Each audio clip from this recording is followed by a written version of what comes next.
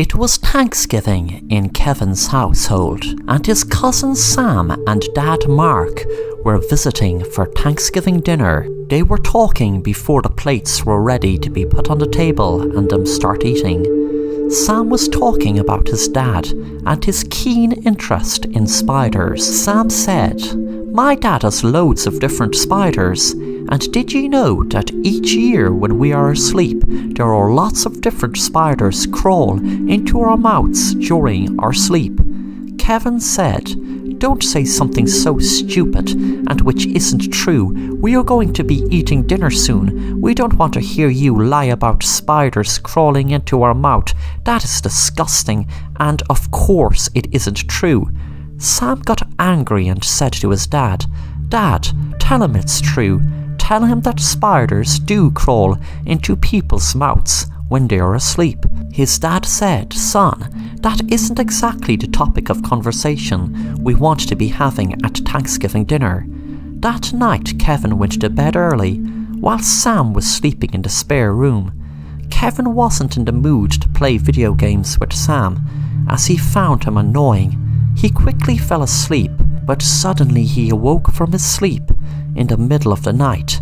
He panicked when he realized he couldn't hardly breathe. He noticed there was something tied around his face, and he struggled to get it off, but luckily it did fast. But when it did, he froze in horror when spiders crawled out of his mouth. Sam was looking in from the door because he couldn't miss the prank he pulled on him, but suddenly he felt kind of sick. Within minutes he dropped to the ground after being bitten by a poisonous spider while putting them in Kevin's mouth. Kevin suddenly felt sick also, and they both died from spider poisoning from spiders Sam had stolen from his dad's bedroom, not knowing that one of them was a poisonous spider. Thanks for watching The Assassin Rapper, and if you enjoy the content, then make sure to subscribe and hit the bell to be notified of new content.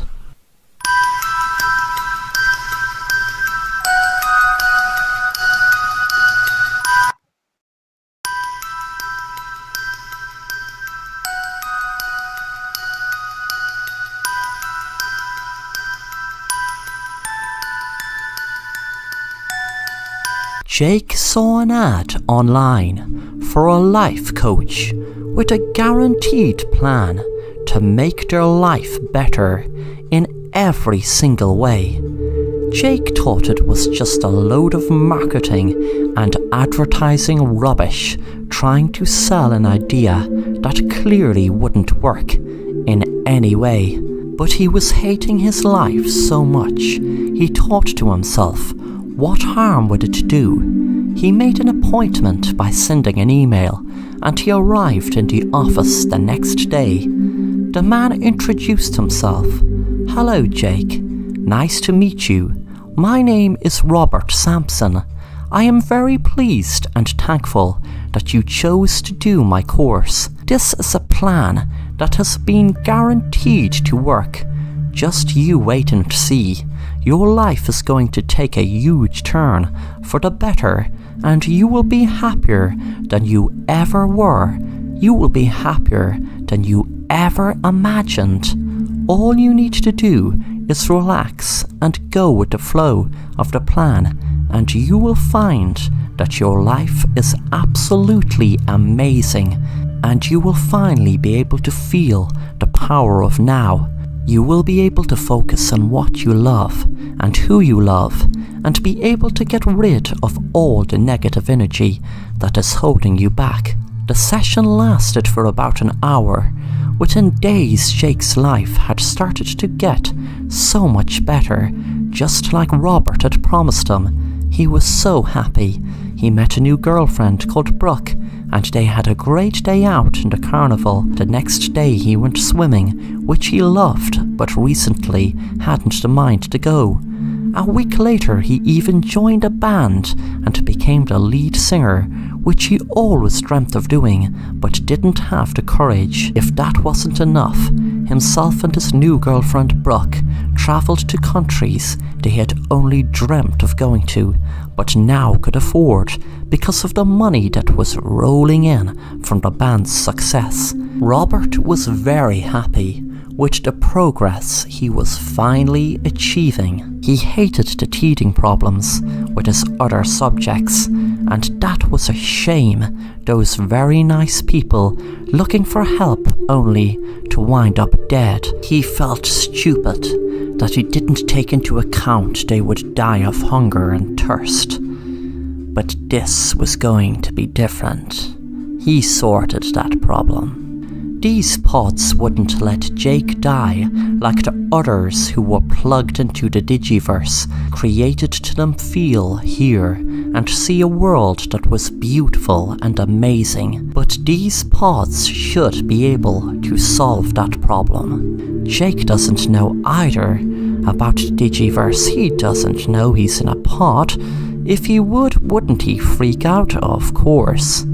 Robert looked into the pod at Jake, wondering how his life in the Digiverse was going.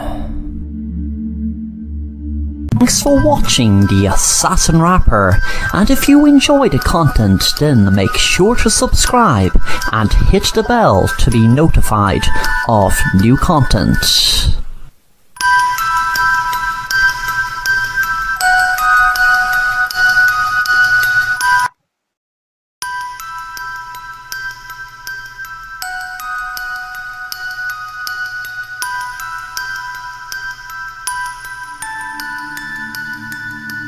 Tony was lying on the operating table after being in a near-fatal accident. The doctors were performing an emergency operation on him, and they knew that he was dying, but they kept trying to save him. God knows enough people died in this hospital lately, a doctor said. Tony could hear them speaking. Suddenly he heard one of the nurses say, "We have lost all vital signs." He then found himself falling in through a tunnel, and he remembered hearing about a dark tunnel and a light people see just before they die. He then was looking down at the operation table from floating above. He wondered, was this an out-of-body experience? Was he dead? He must be, if there were no vital signs. Then suddenly he heard a nurse speaking to him. "Don't give up. It's not your time to go. Keep fighting. Keep fighting. Don't give up whatever you do. Keep fighting." The nurse had a strong Irish accent. She continued to speak. "Tony, you have so much more to do in this world. Don't give up. Come back. Don't leave. Your time to go is not now." Suddenly, Tony wasn't floating over the bed anymore, but he was back in his body and could hear a doctor say, "Wow, that was something else. He was almost gone for 10 whole minutes." A nurse said, "Vital signs are stable." Tony smiled, and a few minutes later, he was speaking to the nurse. But he realised it wasn't the nurse that saved him by asking him to not give up. The nurse said, "You gave us all a fright, Tony, but what just happened was nothing short of a miracle.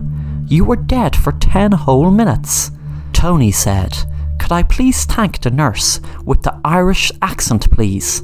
She kept telling me don't give up, and that is what made me pull back from crossing over." The doctor said, "Tony, there is no one here with an Irish accent." "Well, luckily we don't have the nurse with that accent around her anymore." Tony asked, "Why? What's wrong with her?" The nurse said, "The only nurse around here with an accent from Ireland was this crazy woman. She murdered 14 of our patients, and when she was found out, she shot herself in the head. Just before she did shoot herself, she started rambling on about she would make sure we all pay for getting her caught." Suddenly the woman froze, and the doctors when the nurse with the accent from Ireland appeared and said, "I made my penance after I killed those patients, and I proved it by bringing this patient back to life. But as for the doctors and nurses, who were the reason I was caught experimenting with murder, well, that's a different story. Within 2 minutes, everyone in the room were killed besides Tony. Soon after, the police were called, and Tony was arrested for multiple homicide of the nurses and doctors that were killed by the ghost of the nurse who saved him." Thanks for watching The Assassin Rapper, and if you enjoy the content, then make sure to subscribe and hit the bell to be notified of new content.